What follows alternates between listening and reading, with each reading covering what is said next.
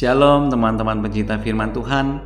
Bertemu kembali dengan Albert dalam Safir 15 Februari 2026. Semoga damai sejahtera dan kasih karunia dari Allah Bapa selalu menyertai teman-teman semua.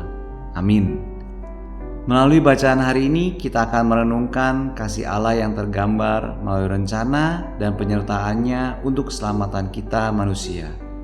Teman-teman terkasih, kita semua pernah menjadi anak-anak, bukan?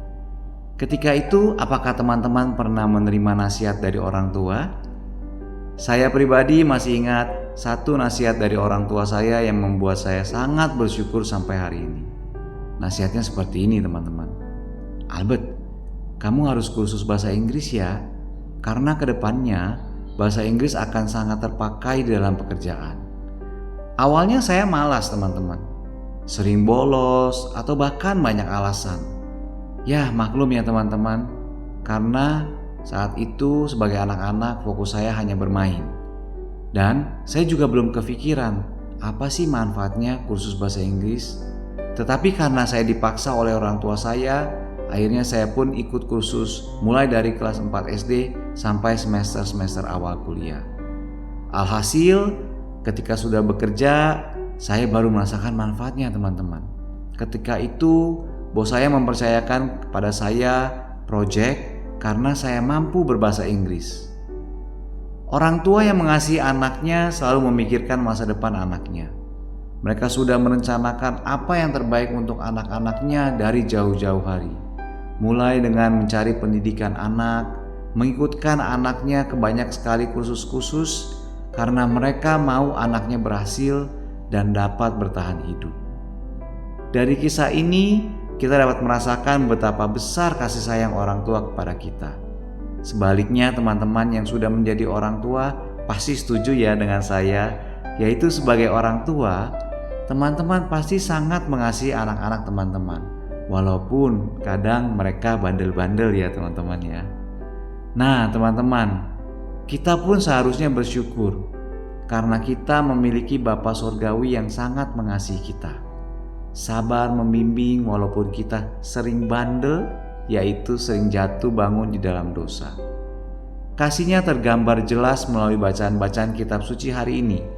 Sayangnya terkadang kita kurang peka akan kasihnya karena kita tidak secara rutin membaca dan merenungkan firman-Nya.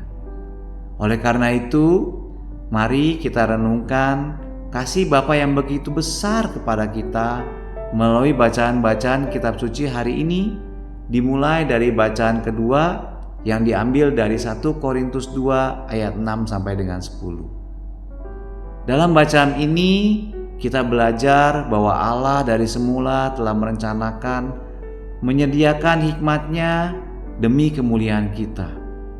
Kemuliaan yang akan diberikan oleh Bapa kepada kita jika kita melakukan kehendak-Nya, yaitu tidak berbuat fasik dan dosa.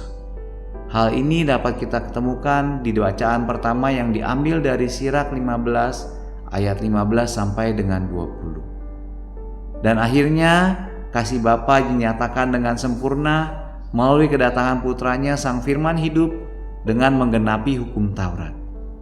Ia memberikan pemahaman sempurna terhadap kehendak Bapa melalui batasan-batasan yang lebih ketat seperti yang tertulis di dalam Injil Matius bab 5 ayat 17 sampai 37. Salah satu contohnya teman-teman adalah ajaran jangan membunuh yang difirmankan di dalam hukum Taurat pada 10 perintah Allah.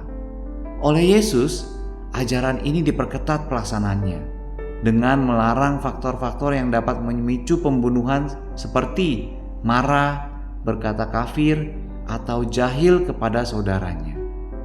Demikianlah kita belajar bahwa Bapa Surgawi begitu mengasihi kita dengan tindakan nyata, yaitu merencanakan kemuliaan bagi kita sejak semula, membimbing kita melalui firman-Nya, dan memberikan teladan langsung melalui putranya. Pertanyaannya teman-teman, bagaimana dengan kita? Apakah kita sudah mengasihi Bapa? Apabila kita ingin mengasihi Bapa, maka kita harus melakukan kehendak-Nya. Apabila belum, mari kita mulai dengan membaca firman-Nya dan taat kepada Bapa dengan melakukan firman-Nya. Demikianlah sharing firman Tuhan pada hari ini. Selamat beraktivitas dan Tuhan selalu memberkati teman-teman semua. Amin.